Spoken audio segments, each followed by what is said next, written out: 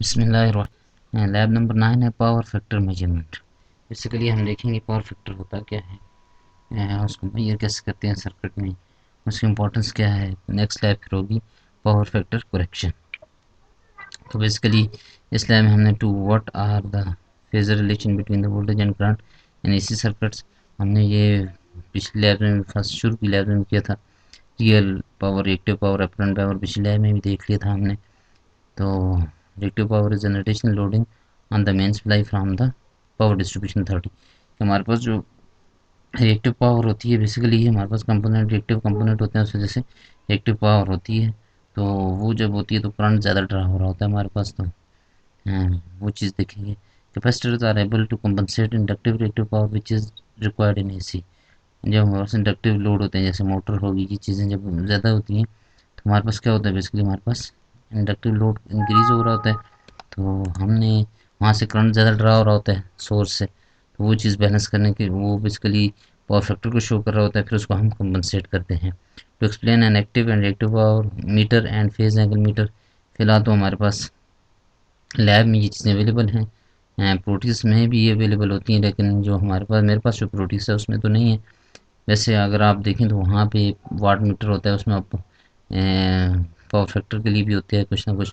तो फिलहाल जिसके पास हो तो वो वहाँ पे देख सकते हैं, लेकिन हम और तरीके से कर लेंगे। To wire the circuit using the circuit diagram and put into operation, जो ये बात चीज़ें जो हैं ये थ्योरी से रिलेटेड है।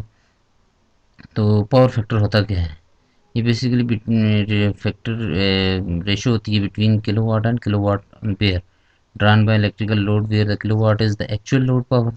जो हम जो हमारी पावर जो एक्चुअल यूज़ हो रही होती है, and KVA is the apparent load power. It is measured of how efficiency the current is being converted in useful work.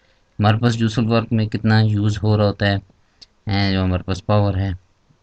And more particularly is a good indicator of the effective of the load current on the efficiency of the supply system।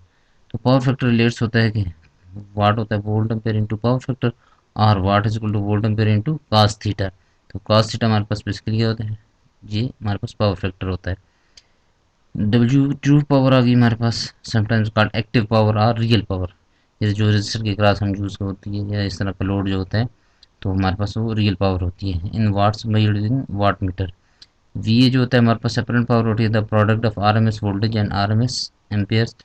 P M P F power factor को कहते हैं। तो ये P और Q हमने पिछले lab में देख लिया था, हमने कैसे कैलकुलेट करने हैं। और ये ट्रायंगुलर भी हमने देख ली थी, हम कैसे इसको हैंडल कर रहे थे पिछले लैब में।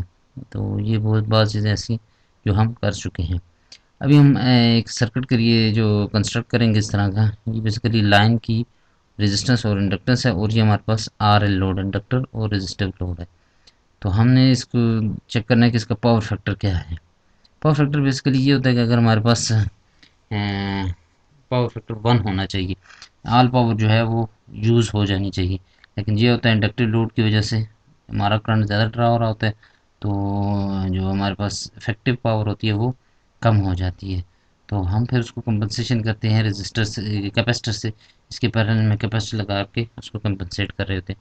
लेकिन फ़िलहाल अभी हमने इसको चेक करना है पावर फैक्टर मेजर कैसे करते हैं। तो हमारे पास ये आपने बेसिकली जो आपके पास सर्किट डायग्राम है, इससे आपने ये चीज़ें कंप्यूट करनी हैं। तो ये बेसिकली वी एस क्या है हमारे पास, वी एस हमारे पास ये लोड सोर्स है, आई एस हमारे पास सोर्स करंट है। ये सीरीज सर्किट है तो हमारे पास आई एस सेम होगा। ये मेजर्ड वैल्यू है, ये कंप्यूटेड वैल्यू है। मेजर्ड किससे करते हैं, हमारे पास जो मीटर्स होते हैं। कंप्यूट किससे करते हैं, जो कंप्यूटेशन करते हैं, हमारे पास जो कैलकुलेशन होती है ये वो वैल्यूज़ होती हैं। वी एल हमारे पास जो लोड के क्रॉस होगा, आर एल लोड है, इसके क्रॉस जो वोल्टेज है वो आ जाएगी। थीटा एस जो पावर फैक्टर है बेसिकली लोड का वो क्या है, और थीटा एल जो हमारे पास सोर्स का, थीटा एस जो पावर फैक्टर है यहाँ पे, और जो पावर फैक्टर यहाँ पे है उसको थीटा एल कहेंगे। आई एल बेसिकली लोड है, जो लोड से करंट फ्लो हो रहा है, और ये आई एस जो है ये आपका सोर्स करंट है। वी लाइन अभी हम छोड़ देंगे, वी लाइन क्या होगा, अ, इसके क्रॉस आप वोल्टेज देख लें तो वी लाइन भी वही, वी लाइन बेसिकली वही आ रही होती है। अच्छा, पी एल और क्यू एल क्या है, जो लोड के क्रॉस रियल पावर हमारे पास रेजिस्टर की क्लास होती है, और जो रिएक्टिव पावर होती है वो इंडक्टर की क्लास। तो हमारे पास क्यू एल और पी एल दोनों अलग अलग चीज़ें, इसी तरह पी एस और क्यू एस हमारे पास ये चीज़ें होंगी। तो हम क्या करेंगे, इसके क्रॉस वोल्ट मीटर लगा लेंगे, और इसके क्रॉस जब हमने रजिस्टर के क्रॉस एक्टिव पावर कैलकुलेट करनी है लोड के क्रॉस, तो वोल्ट मीटर इसके क्रॉस लगा देंगे रजिस्टर के क्रॉस, और इसमें से जो करंट फ्लो हो रहा होगा वापस में मल्टीप्लाई करके हमारे पास पावर आ जाएगी। और इसी तरह हमारे पास इसके क्रॉस जो करंट और वोल्टेज का जो रिलेशन बनेगा वो हमारे पास रिएक्टिव पावर आ जाएगी, क्यू एल आ जाएगी। इस तरह पी एस और क्यू एस भी यहाँ पे आ जाएंगे। तो ये कैसे होगा, ये देखें, ये है हमारे पास हम एक प्रोजेक्ट जो मैंने शायद अभी बनाया था, ये हमारे पास सोर्स की वोल्टेज है। बेसिकली अगर हमने 220 इन्होंने क्या रखना है, मैंने 1 माइक्रोफेराड लोड का क्या कहते हैं लाइन के लिए इंडक्टेंस रखी है, 1 किलो ओम इसके लिए रेजिस्टेंस की रख दी है। लोड हमारे पास 1 मिली हेनरी और ये है। तो अगर आपने पी एल और क्यू पी एस फाइंड करना है, तो इसके जो रजिस्टर के क्रॉस वोल्टेज आप फाइंड करेंगे, यहाँ से आप वोल्ट मीटर लगाएंगे। बेसिकली हमारे पास यहाँ पे वाट मीटर नहीं है। ज़्यादातर प्रोटीज में ये चीज़ होती है, शायद मेरे पास इसका एक्चुअल वर्जन नहीं है इसलिए नहीं है। देख लीजिएगा, अगर आप यहाँ पे इंस्ट्रूमेंट्स में जाएं, यहाँ पे आपके पास अगर वाट मीटर है तो फिर तो इजीली इसके क्रॉस और इसके क्रॉस आप इसकी पावर फाइंड कर सकते हैं। अगर नहीं है तो आपने क्या करना है, वोल्ट मीटर के हाथ से उठाएंगे, इसके क्रॉस वो लगा देंगे, ये आपको वोल्टेज दे देगा। और दूसरा ये है कि आप यहाँ पे एक सीरीज़ में इसके क्या लगा देंगे, एम मीटर लगा देंगे, तो जो इसके दोनों का प्रोडक्ट आएगा तो आपके पास ये पावर आ जाएगी, रियल पावर। तो आपके पास पी क्या होता है, I R M S V R M S आ जाएगा, कास्ट फाई करेंगे तो आपके पास एक्चुअल पावर आ जाएगी। यहाँ से basically R M S values आपको दे रहा होगा वोल्ट मीटर, और एम मीटर आपको आर एम एस करंट दे रहा होगा। तो आपने क्या करना है, just cos theta theta find करना है। थीटा फाइंड करने के लिए मैंने आपको बताया था कास थीटा आर बाई जी होता है, तो आपके पास आर बाई एक्स आ जाएगा, आर बाई एक्स एल आ जाएगा।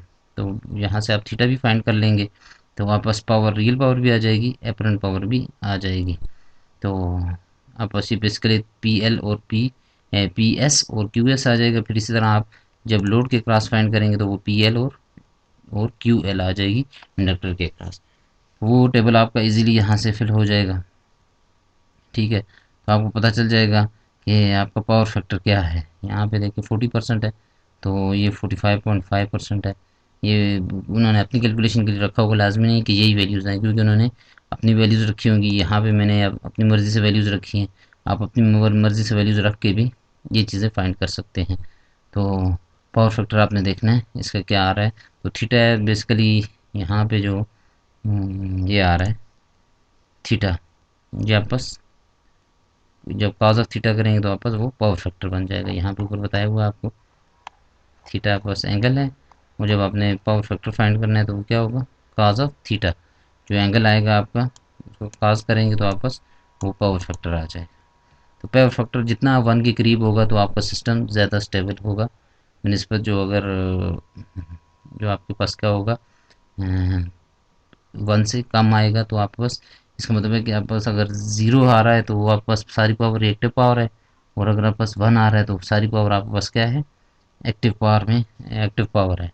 तो वहाँ पे रिएक्टिव पावर ज़ीरो है, तो 1 और ज़ीरो के दरमियान रहेगा। तो इसका मतलब है कि रिएक्टिव पावर भी आपके पास अगर एक्टिव पावर भी वहाँ पे है, तो आपने देख लेना है कि पावर फैक्टर क्या है। तो इजीली ये लैब आप इससे हो जाएगी। फिर नेक्स्ट लैब के लिए हम चले जाएंगे नए, जिसमें हम पावर फैक्टर करेक्शन करेंगे।